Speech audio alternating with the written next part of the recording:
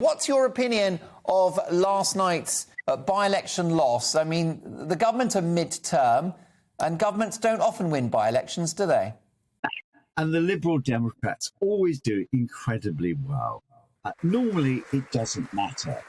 But at the end of the day, it actually matters for Boris Johnson because he's had so many hits in the last few weeks. It's not a question of when Boris Johnson goes, he is going to go. So what we have to discuss tonight is when it's going to happen. Well, yes, indeed. And Trevor, that's the million-dollar question. Do you think the Prime Minister's days are numbered? In any normal circumstances and with any other Prime Minister, I have to say he was toast, wouldn't you? And I still think that's probably true. It's almost impossible to imagine what he could possibly do now to save his skin. All he has, the one thing he does have, well, two things he has, is that there's time. There will be until April or May after the local elections, because nobody wants to take over as leader while that's looming, and there's certain reduction in numbers, perhaps a crash in the numbers. The only other thing he's got going for him is the fact that you've got so many different factions. That leaves him with a little bit of room for manoeuvre, but it's so tiny that even the slippery pig, I think, is going to have a job getting away with this one. Do you think Boris is up to the job, Trevor? You've interviewed every Prime Minister since Margaret Thatcher and beyond. I mean, we know that he's an election-winning machine, but has he been found out in high office? Sadly, I think he has. I mean, we all had high hopes for him, and after all, he won an 80-seat majority and he got Brexit done. Those are pretty big achievements, which he will be able to hang on to for the rest of his life. But ever since then, largely, I think, because of the fact that he himself nearly died from COVID, and the fact that ever since that particular point, the country is in a state of panic thanks to him and the sage scientists. I think that he's been so distracted that his natural attention deficit has expanded to fill this great gap, which means that there's nobody at the helm. Either he's getting no advice or he's getting good advice and ignoring it. Seems to be a combination of the two, Trevor. I've always credited the Prime Minister for Freedom Day on the 19th of July. There was pressure from sage scientists and the leader of the opposition. Keir Starmer said Freedom Day on the 19th of July was reckless. Well, cases in England fell. We did a Sweden for a few months. And I wonder whether this decision to have COVID passports in England is what's lost the dressing room in terms of many Tory backbench MPs. I think right now that Boris is going to be unpopular with them no matter what he does. The simple fact that we are going into a second lockdown in all but name has completely scuppered his status with the party. The success that he came away with after the election has evaporated. They don't any longer feel thankful to him. They don't feel grateful anymore. Gratitude is a scarce commodity in politics at the best of times.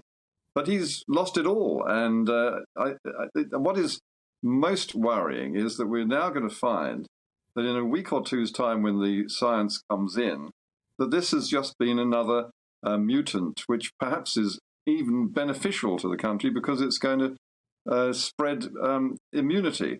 And what have we done? We've squandered the second chance of a recovery. And we may find that this time businesses really will go to the wall. They won't be able to scramble back. They're on their last legs or hanging on by the skin of their teeth, and this will kick the ground from under them.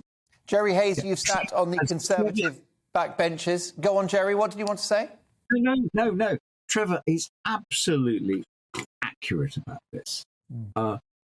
The relationship between Boris Johnson and his backbenchers and his party is purely transactional.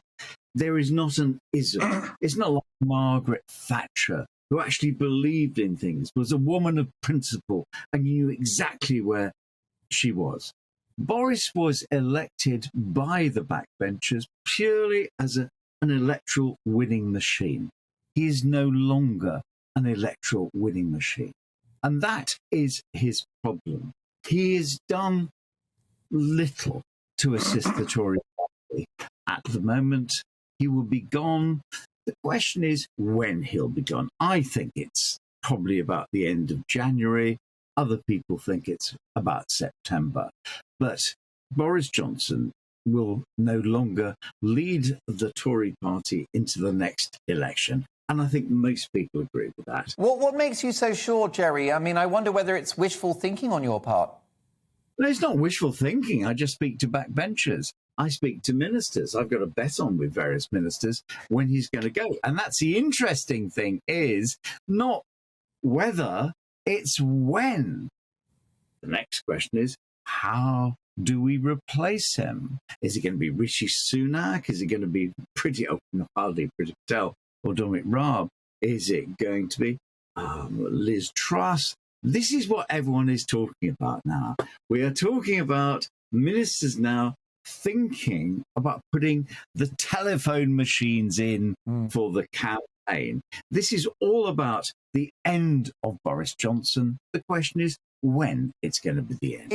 What are you hearing from those backbenchers and ministers? Why is Boris on borrowed time? I know he's had a week to forget, Jerry, but he has survivability, doesn't he, as a politician, winning two elections in London, in Labour-dominated Greater London, and, of course, that election in December 2019. You underestimate this guy at your peril. What's the problem with Boris? Why do they think his departure is inevitable? No, because Trevor and I will remember the days when Margaret Thatcher suddenly started disappearing in the opinion polls. They will remember when Margaret Thatcher was regarded as rather arrogant and out of touch. This is what you've got with Boris Johnson now. He is regarded as out of touch. He's not a winner. And he's not going to survive. It's really when. It's the date. I think, Trevor, you might probably agree with that. I mean, we've been doing this stuff for years together. He's not a winner, is he? Well, not at the moment. Someone who knows Boris very well and likes him but doesn't necessarily trust him said the big thing about the by-election is that by-elections are opportunities for voters to tell the government of the day what they really think. It's not about the economy, it's about the overall government and the leader. And on this occasion, the issue was trust. They don't trust Boris anymore. And for good reason. I mean, this is the real problem that Boris is going to have enormous trouble reversing and overcoming. He has lost the trust of the British people because he has not told the truth, to say the least. He told them that he was going to cut taxes. He's told them that there was no parties. We now know there are plenty. He went to the rescue of Owen Paterson, who, had he simply swallowed his medicine, there wouldn't have been a by-election. I mean, that catastrophe on its own would be enough to cast doubts over Boris Johnson's leadership, his grasp of detail, his ability to decide, and so on. So I think that basically only a miracle will save him. And one person has suggested a possible miracle to me, which is that Rishi Sunak, if he wants to establish his credentials as the next Prime Minister, needs to do something to save this government, this administration. And maybe an emergency budget in March, a tax-cutting budget, could begin to do something for them. But, that's a big ask, and I don't know where you get the money from after this. Well, that's a big question. Well, I'll tell you, Trevor, they'd get it from us. Go on, Jerry. They'd get the money from us. Well, they do. And in fact, they borrow it, Jerry, on behalf of future generations, British citizens that haven't even been born yet. Well, look, gentlemen, with the short time that's ahead of us, I've got a short list for future leader of Michael Gove, Rishi Sunak, Liz Truss and Priti Patel. Is that about right? Matt Hancock. Oh, and obviously Matt Hancock. Never say never. I'd go Absolutely. He's got tremendous judgment. Of course he has. And the Grinch. And he's great on camera as well. Look, there's only one person who is going to coalesce, the Conservative Party is going to coalesce behind, and that is Rishi Sunak. You're going to have the mad people like Liz Truss. I don't understand her. She's like lettuce, one of God's great mistakes. You're going to have Priti Patel, absolutely useless. You've got to have someone the party can trust him. Let's look at it on the other way around. Who would Labour be most scared of? I tell you, it's Rishi Sunak. And that's the way to look at it. Trevor, what do you think? Thanks for the addition, of course, of Matt Hancock, because we do like a good laugh on this show. Michael Gove, Rishi Sunak, Liz Truss, Patel. Am I missing anyone? No, I'm sorry. I'm in full agreement with Jerry on this. It has to be Rishi. At least he knows what he's doing. He knows how the economy runs. Frankly, you need someone in charge of this ship now who can do a decent budget. He is a Thatcherite. He's an admirer of Nigel Lawson, who was a brilliant chancellor. And I think he has the wherewithal to take it on. He just needs a little time, and that takes him up to, say, May, or as Jerry suggests, September, to grow a little more mature in office.